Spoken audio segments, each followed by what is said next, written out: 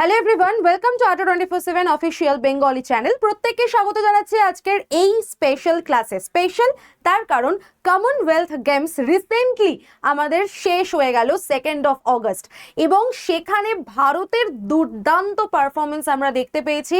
যদিও ভারতের কাছে কিন্তু অনেক নেগেটিভিটি ছিল, অনেক কিছু এমন স্পোর্টস ছিল যেখানে ভারত সর্বসেরা, কিন্তু সেই সমস্ত স্পোর্টসগুলোকে বাদ দিয়ে দেওয়া হয়েছিল কমনওয়েলথ গেমসে। কিন্তু তারপরেও ভারতের কিছু শ্রেষ্ঠ প্লেয়ার, কিছু শ্রেষ্ঠ অ্যাথলেটিক্স, তাদের হাত ধরে ভারত পেয়ে গেছে অনেকগুলো মেডেল এবং কতগুলো সোনা, কতগুলো রূপো, ব্রোঞ্জ। আমি সব কিছু নিয়ে আজকে আলোচনা করব। শুরু থেকে শেষ পর্যন্ত প্রত্যেকে ক্লাসটাকে খুব ভালো করে দেখে নাও, কারণ সামনে তুমি যে পরীক্ষাই দাও না কেন, সেটা স্টাফ সিলেকশন কমিশনের পরীক্ষা হতে পারে, সেটা গ্রাম পঞ্চায়েত হতে পারে, আইসিডিএস হতে পারে, রেল হতে পারে, যে কোনো পরীক্ষা হতে পারে, তোমাদের জন্য প্রচণ্ড ইম্পর্টেন্ট হতে চলেছে এই কমনওয়েলথ গেমস।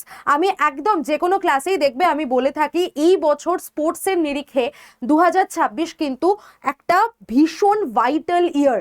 সেটা তুমি উইন্টার অলিম্পিক্সের দিক থেকে বলো, সেটা তুমি যে কোনো দিক, কমনওয়েলথ গেমসের দিক থেকে বলো, ফিফা ওয়ার্ল্ড কাপের দিক থেকে বলো, সমস্ত দিক থেকেই কিন্তু এই বছরটা খুব ভাইটাল। তাই কমনওয়েলথ গেমসে ইন্ডিয়া কি কি পদক জিতে গেছে, কারা কোন পদক জিতেছে, কি কি স্পেশাল ফিচার রয়েছে এই কমনওয়েলথ গেমসের সঙ্গে, এই সমস্ত কিছু নিয়ে আমরা আজকে আলোচনা করব। তো চলো শুরু করা যাক আজকের সেশন। দেখো, কমনওয়েলথ গেমস 2026 আর নিউ ইরা অফ স্পোর্ট আমরা বলতে পারি এটাকে। অ্যান্ড ফার্স্টেই তোমাদের কাছে একটু কোয়েশ্চেন দেখিয়ে দিই যে কিরকম প্রশ্ন তোমাদের আসতে পারে। দেখো, ফার্স্ট কোয়েশ্চেন বলেছে 2026 সালে ভারতের সবচেয়ে সফল ক্রীড়া কোনটি ছিল যা থেকে টোটাল 10খানা পদক ভারত জিতে গেছে। এটা একটা কোয়েশ্চেন যেখান থেকে আমাদের পরীক্ষায় প্রশ্ন আসতে পারে। ওয়েট লিফটিং, বক্সিং, অ্যাথলেটিক্স নাকি judo? Tick tick tick, 3 second হয়ে গেল, দেখি কারা কারা উত্তর দিয়েছে। যদি না উত্তর দিতে পারো কোনো চিন্তা করো না, এই হচ্ছে আমাদের সঠিক উত্তর, বক্সিং। বক্সিং থেকে কিন্তু টোটাল 10খানা পদক জিতে গেছি আমরা। এবং দেখো, 2026 সালের গেমসে বক্সিং ভারতের সব থেকে সফল ক্রীড়া প্রতিযোগিতা হিসেবে আমরা দেখতে পাই। অ্যান্ড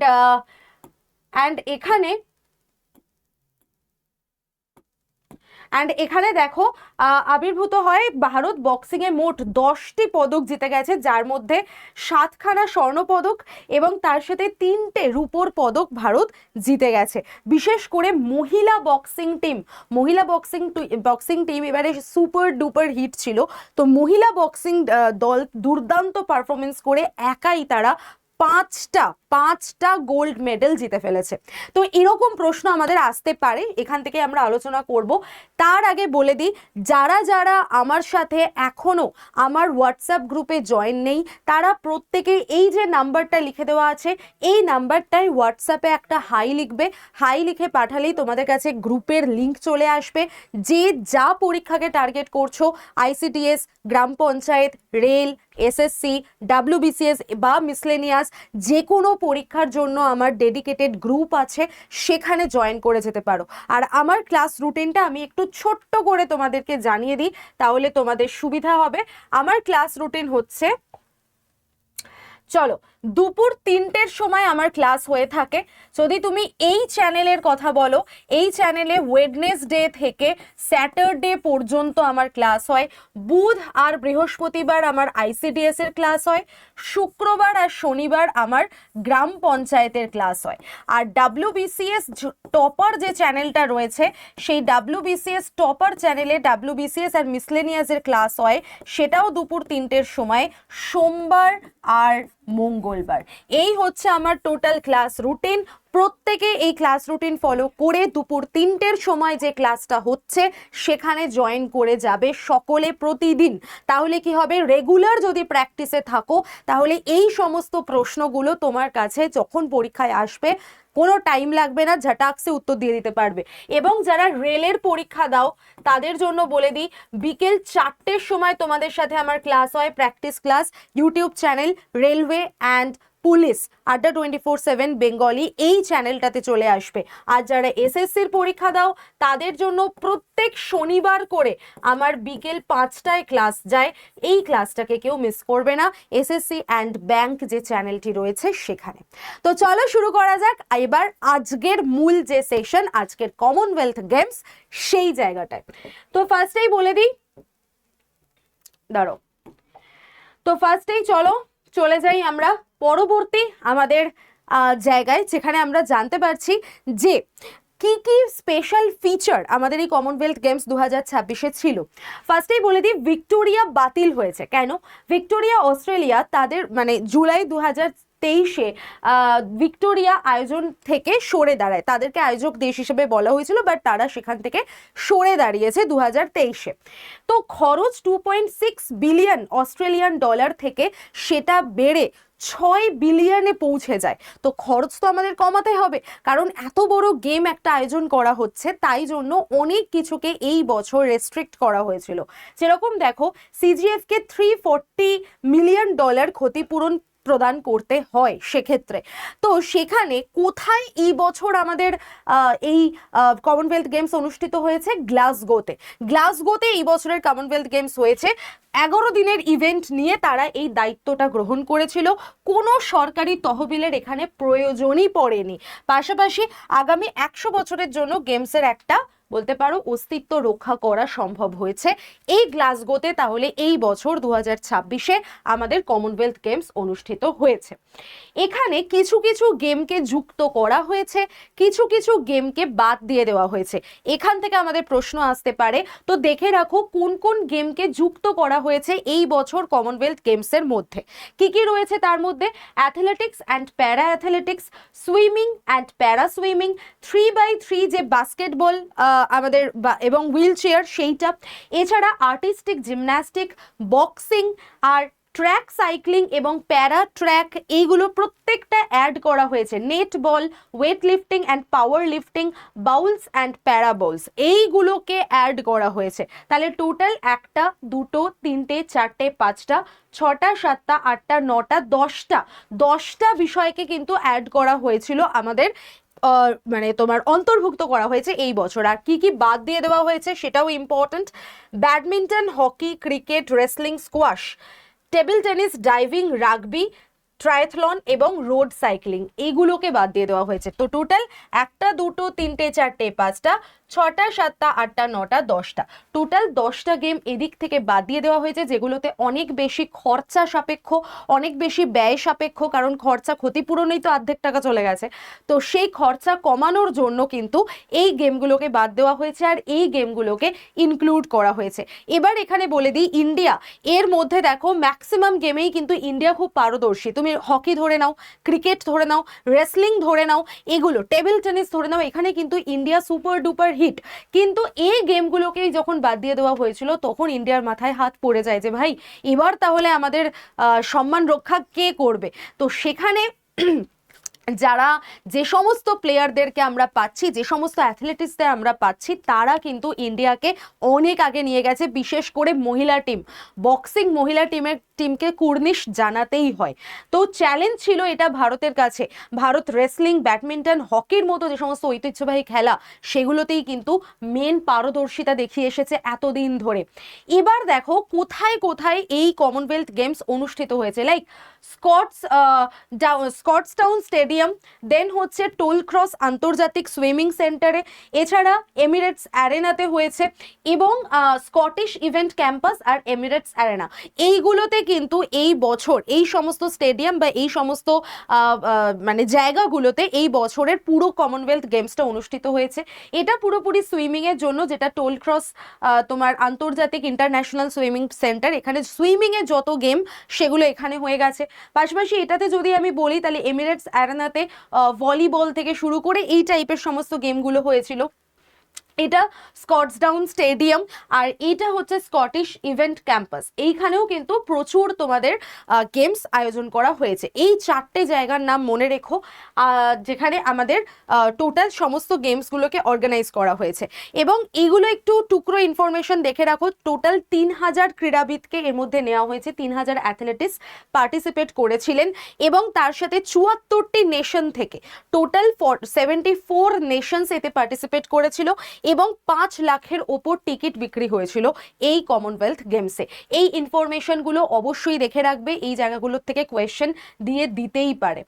নেক্সট দেখো, টোটাল ইনভেস্টমেন্টের কথা যদি বলা হয়, তাহলে total investment by Commonwealth games Australia, CGA Commonwealth games, সেখানে $1.5 মিলিয়ন খরচা করা হয়েছে।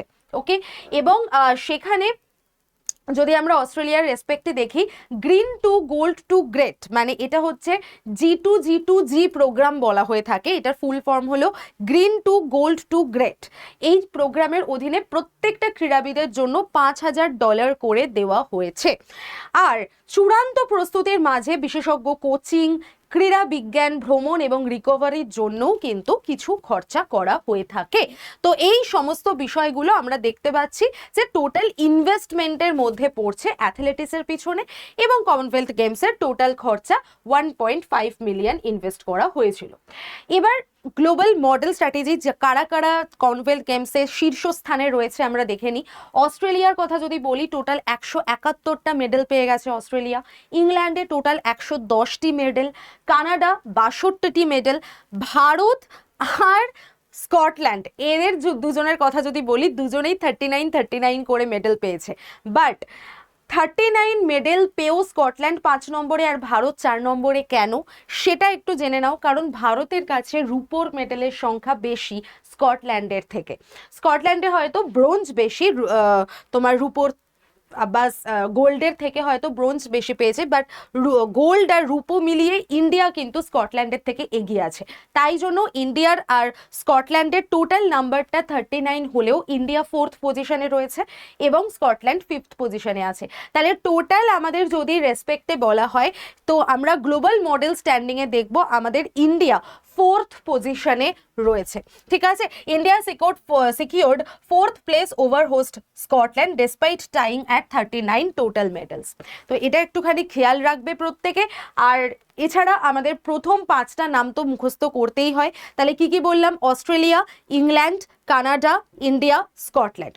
Australia, England, Canada, India, Scotland, এইভাবে আমরা জিনিসটাকে তৈরি করে নেব। এবার চলে আসি ভারতে কি যারা যারা যে সমস্ত প্লেয়াররা এই অসাধারণ পারফরমেন্স করেছিলেন। তো ফার্স্টেই 13টা গোল্ড আমরা ভারতকে সিকিউর করতে দেখব।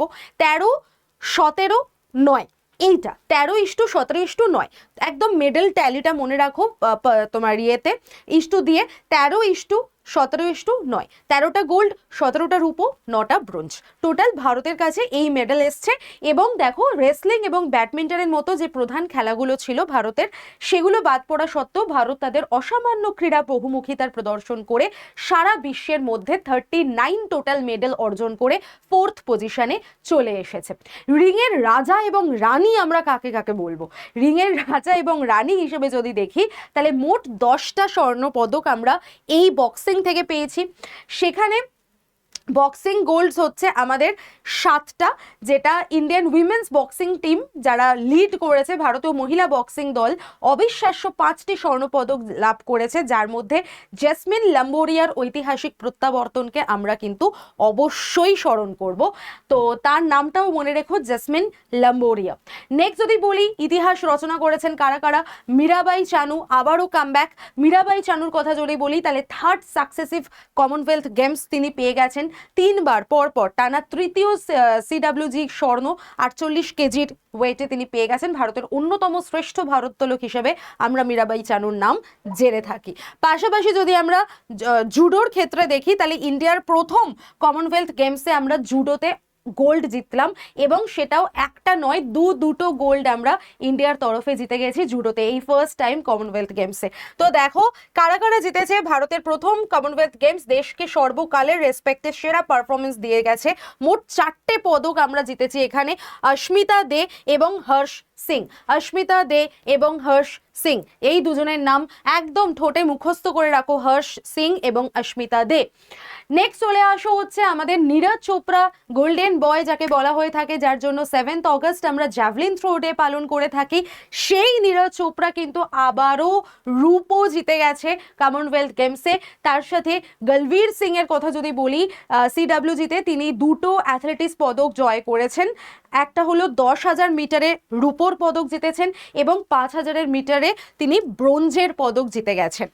অপরদিকে আমরা যদি শর্মিলা ধানকারের কথা বলি, তিনি ফার্স্ট এবার প্যারা অ্যাথলেটিক্সে তিনি গোল্ড জিতে গেছেন এবং শর্টপুটে F57 শর্টপুটে তিনি টোটাল শর্টপুটে তিনি গোল্ড জিতেছেন। তার নাম হলো শর্মিলা ধানকর। তো অবশ্যই তোমরা কিন্তু যারা যারা এই ক্লাসটা এই মুহূর্তে দেখছো, যারা নতুন রয়েছো চ্যানেলে, আমি প্রত্যেককে বলবো যে এরকম তথ্য সমৃদ্ধ ক্লাস যদি পেতে হয় অবশ্যই চ্যানেলটাকে সাবস্ক্রাইব করে রাখো, পাশে থাকা বেল আইকনটাকে ক্লিক করে দাও এবং দুপুর 3টের সময় আমার যে ক্লাস হয় সেটা একেবারে মিস করো না।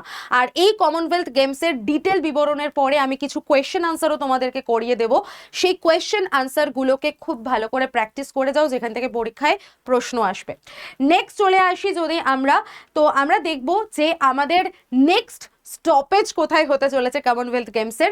আমেদাবাদ শহরে, গুজরাটের আমেদাবাদে 2030-এ আমাদের পরবর্তী যে হোস্টিং সিটি হিসেবে আমরা বেছে নিয়েছি কমনওয়েলথ গেমসের, সেটা গ্লাসগো থেকে চলে গেল কোথায়, আমেদাবাদে। তো এটাও কিন্তু ইন্ডিয়ার কাছে একটা বিরাট রেসপেক্টফুল বিষয়, যেখানে ইন্ডিয়ার গুজরাটের আমেদাবাদে কমনওয়েলথ গেমস এর পরবর্তীটা অনুষ্ঠিত হতে চলেছে। এটা ভীষণ ভাইটাল একটা পয়েন্ট, এখান থেকে প্রশ্ন দিতে পারে। তো গ্লাসগোর টেকসই ব্লুপ্রিন্ট আগামী 100 বছরের জন্য কমনওয়েলথ গেমসের অস্তিত্ব নিশ্চিত করে দিয়েছে। 2030 সালে আমাদের ভারতে কিন্তু এই কমনওয়েলথ গেমস চলে আসছে। আমি আবারও বলে দিচ্ছি, যারা যারা আমার সাথে ক্লাস করতে চাইছো, যারা আমার ক্লাসের নোট পেতে চাইছো, এই নোটসটা পেতে চাইছো, তারা অবশ্যই অবশ্যই অবশ্যই করে এই যে নাম্বারটা আমি লিখে দিচ্ছি 9804735443, এই নাম্বারে হোয়াটসঅ্যাপে যাবে, গিয়ে একটা হাই লিখে আমাকে পাঠাবে। এবং যারা যারা সামনের যে কোনো পরীক্ষাকে টার্গেট করছো, গ্রাম panchayat, ICDS, rail, SSC, WBCS, whatever, সেই রিলেটেড গ্রুপে জয়েন হয়ে যাবে এবং আমার সাথে প্রস্তুতি শুরু করে দাও। জিকে জিএস কারেন্ট অ্যাফেয়ার্স থেকে কমন পাইয়ে দেওয়ার দায়িত্ব আমার। চলো, তো এবার আমরা যদি চলে আসি, কমনওয়েলথ গেমসের আয়োজক শহর কোনটি 2026-এর? বার্মিংহাম, গ্লাসগো, মেলবোর্ন নাকি গোল্ড কোস্ট? তো আমরা প্রত্যেকেই জেনে গেছি অপশন বি হয়ে যাবে আমাদের সঠিক উত্তর, গ্লাসগো, যেটা হচ্ছে এইটা 10টি খেলার নতুন মডেল হিসেবে আমরা এখানে পেয়ে গেছি। ওকে, নেক্সট চলে আসো হচ্ছে ক্রমবর্ধমান খরচের কারণে ভিক্টোরিয়া সরে দাঁড়িয়েছিল, সেই ভিক্টোরিয়াকে মানে ক্ষতিপূরণ দিতে হয়েছে কমনওয়েলথ গেমসকে। আবার গ্লাসগো একটি সুশৃঙ্খল 10টি খেলার এবং সম্পূর্ণ ব্যক্তিগত অর্থায়নে পরিচালিত মডেল নিয়ে এই গেমটা আয়োজন করেছে। 10টা খেলাকে বাদ দিয়েছে, 10টা খেলাকে যুক্ত করেছে এবং এটি একটি ঐতিহাসিক পদক্ষেপ যা গেমসের ভবিষ্যতের রূপরেখা বদলে দিয়েছে। নেক্সট বলো, 2026 কমনওয়েলথ গেমসের অফিসিয়াল মোটো কি ছিল? Games for everyone, sport is just the beginning, stronger together নাকি শেয়ার্ড ফিউচার? তো সঠিক উত্তর এখানে হয়ে যাবে option B, sport is just the beginning. Sport just the beginning. টেকসই উন্নয়ন মানে আমাদের সাস্টেনেবল ফিউচার গ্রোথের কথা মাথায় রেখে তোমার বিভিন্ন রকমের ইনক্লুশন হয়েছে, যেমন প্যারা স্পোর্টসের সম্পূর্ণ একীভূতকরণ করা হয়েছে, যে আলাদা করে কোনো প্যারা স্পোর্টস রাখা হয়নি। এই কমনওয়েলথ গেমসের মধ্যেই এটাকে অ্যাড করে নেওয়া হয়েছে, 6টি প্যারা ইভেন্ট এর মধ্যে অ্যাড করা হয়েছে। তো কমনওয়েলথ আমরা যখন অলিম্পিক দেখি তখন দেখবে যে নর্মাল অলিম্পিক একটা হয় আর একটা প্যারা অলিম্পিক আলাদা করে হয় অলিম্পিক শেষ হয়ে যাওয়ার পরে। কিন্তু কমনওয়েলথ গেমসে আমরা প্রথম দেখব যে কমনওয়েলথ গেমস 2026-এ নর্মাল যারা রয়েছেন তা মানে নর্মাল কমনওয়েলথ গেমসের অনুষ্ঠিত হওয়ার সঙ্গে সঙ্গেই কিন্তু প্যারা গেমসটাকেও এর মধ্যে অন্তর্ভুক্ত করা হয়েছে। তো এটা একটা গুরুত্বপূর্ণ মাইল ফলক আমাদের এই কমনওয়েলথ গেমসের এবং অবশ্যই তার একটা দীর্ঘস্থায়ী প্রভাব আমরা দেখতে পাবো। 2030 সালে পরবর্তী কমনওয়েলথ গেমসের আয়োজক দেশ কোনটা? একটু আগেই বললাম যে গ্লাসগোতে আমাদের এই বছরের কমনওয়েলথ গেমস হয়ে গেছে। 2030-এর দায়িত্ব দেওয়া হয়েছে কাকে? বলে ফেলো। একদমই গুজরাটে আমেদাবাদ শহরকে দিয়ে দেওয়া হয়েছে। তো অপশন এ হয়ে যাবে আমাদের সঠিক উত্তর। নেক্সট চলে আসি, 2026-এর গেমসে কতগুলি কমনওয়েলথ দেশ বা দল অংশগ্রহণ করেছিল? বলে ফেলো, আমি একটু আগেই বলেছি তোমাদেরকে 68, 71, 74 নাকি 80? বলো, একটু আগেই বললাম 74 নেশনস এতে পার্টিসিপেট করেছে, টোটাল 3000 আমাদের যারা অ্যাথলেটিক্স রয়েছেন তারা পার্টিসিপেট করেছেন। তো তারপরে দেখো কমনওয়েলথ গেমসের সার্বিক পদক তালিকায় ভারতের চূড়ান্ত অবস্থান কি। এটাও আমি বললাম যে ভারত আর আমাদের স্কটল্যান্ড একই পজিশনে ছিল, তার মধ্যে 39 টোটাল মেডেল দুজনেই জিতেছে, কিন্তু তার মধ্যেও আমরা ভারতকেই 4th পজিশনে রাখবো, কারণ ভারতের রূপো জেতার সংখ্যা বেশি। তো আমরা যদি র্যাঙ্কিং হিসেবে দেখি তাহলে অস্ট্রেলিয়া, ইংল্যান্ড, কানাডা, ইন্ডিয়া, দেন স্কটল্যান্ড। ঠিক আছে, চলো নেক্সট চলে আসো। 2026 কমনওয়েলথ গেমসে ভারত মোট কতগুলো পদক জিতে গেছে? 35, 39, 44 নাকি 51? এখান থেকেও আমাদের পরীক্ষায় প্রশ্ন আসবে। টোটাল 39 মেডেলস ভারত জিতে গেছে, তাই তো? 39টা মেডেল। কুস্তি, ব্যাডমিন্টন, হকি, শুটিং এর মতো গেমগুলোকে বাদ দিয়ে দেওয়ার পরেও ভারত কিন্তু এই বছর জুডোতে আমি দেখলাম যে গোল্ড মেডেল জিতে গেছে, যেটা ভারতের ইতিহাসে এই প্রথম। 2026-এর সংস্করণে ভারত কতগুলি স্বর্ণপদক জিতেছে? 10টা, 13টা, 15টা, 22টা। কতগুলো জিতেছে একটু আগে আমি রেশিও ধরে বলে দিয়েছি যে একদম। তো আমরা এখানে রেশিও যেটা বলেছি 13, 17, 9, তো 13টা গোল্ড, 17টা হয়ে যাচ্ছে আমাদের তোমার রূপো এবং 9টা হচ্ছে ব্রোঞ্জ। তো দেখো বক্সিং এর ক্ষেত্রে 7টি স্বর্ণ, মহিলা দল একাই 5টা জিতে গেছে, বাকি দুটো হচ্ছে পুরুষরা জিতেছে। নেক্সট হচ্ছে ভারোত্তোলনের কথা যদি বলি তাহলে মীরাবাই চানু তিনি 48 কেজিতে টানা তৃতীয়বারের জন্য তিনি স্বর্ণ জিতে গেছেন। জুডোতেও আমরা হর্ষ সিং এবং তার সাথে অস্মিতা দেকে পাচ্ছি, ঐতিহাসিক ক্ষেত্রে মানে একদম প্রথম জুডো, এটা ঐতিহাসিক পদক্ষেপ। আর প্যারা স্পোর্টসেও আমরা প্রথম স্বর্ণ পাবো শর্মিলার হাত ধরে। নেক্সট চলে আসো, শর্টপুটে পেয়েছিল শর্মিলা। 2026 গেমসে সার্বিক পদক তালিকায় কোন দেশ শীর্ষস্থানে রয়েছে? একটু আগে আমি মেডেল ট্যালি দেখালাম, এটা তোমরা নিজেরাই উত্তর করতে পারবে। টোটাল অস্ট্রেলিয়া 171টা স্বর্ণ পদক জিতে গেছে। কোন ওজন শ্রেণীতে মীরাবাই চানু তার টানা তৃতীয় সিডব্লিউজি পদক জিতে গেছে? তো এটা আমাদের 48 কেজি হয়ে যাবে, সঠিক উত্তর 48 কেজি। নেক্সট, হর্ষ সিং এবং অস্মিতা দে হিস্ট্রি তৈরি করে ফেলেছে গোল্ড মেডেল জিতে কোন গেমের জন্য? তো এটাও আমাদের ইম্পর্টেন্ট।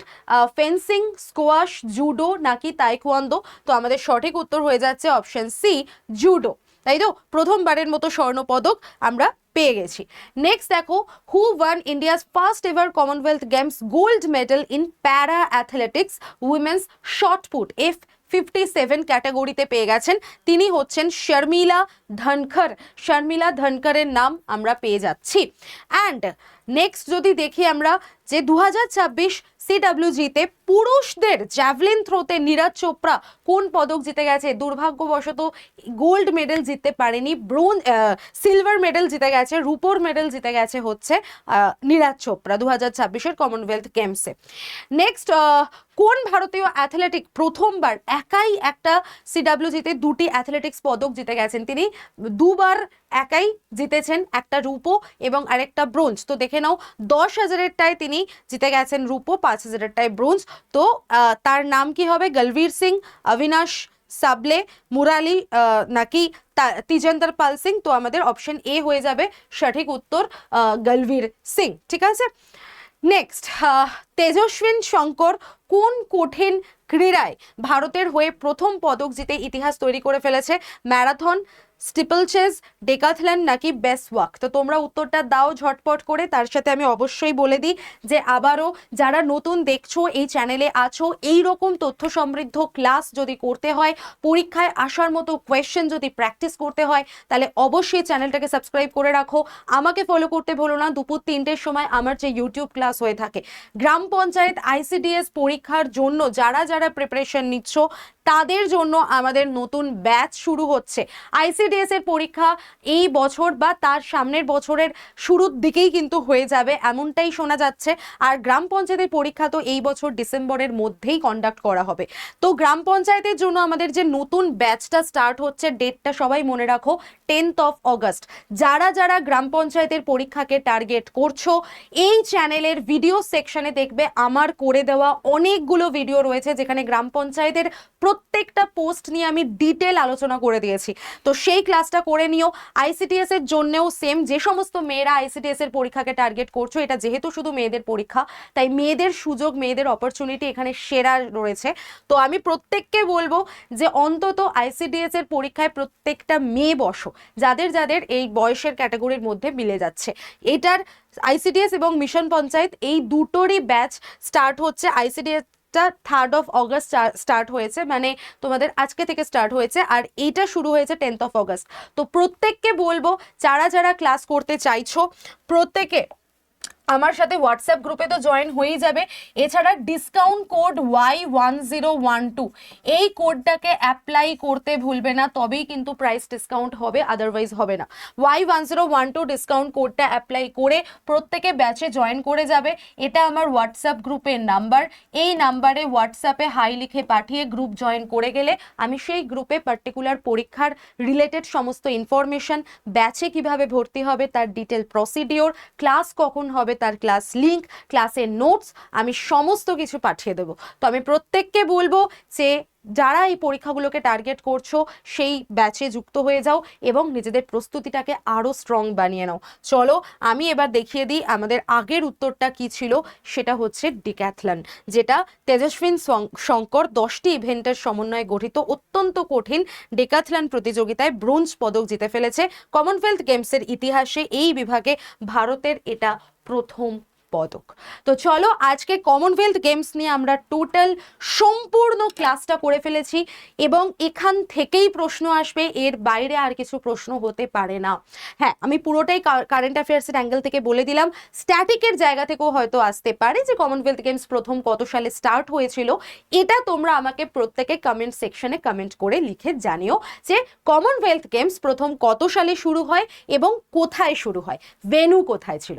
তো এরকম ক্লাস পেতে হলে আরো বেশি করে তোমাদের চ্যানেলটাকে শেয়ার করে দিতে হবে, ক্লাসটাকে শেয়ার করে দিতে হবে, চ্যানেলটাকে সাবস্ক্রাইব করে রাখতে হবে, আর অবশ্যই তোমাদের মতামত কমেন্ট সেকশনে কমেন্ট করে লিখে জানিও। আর আমার সাথে তোমরা প্রস্তুতি শুরু করে দাও, নির্দিষ্ট গ্রুপে জয়েন হয়ে। চলো টাটা, বাই বাই, দেখা হচ্ছে তোমাদের সাথে রেগুলার ক্লাসে।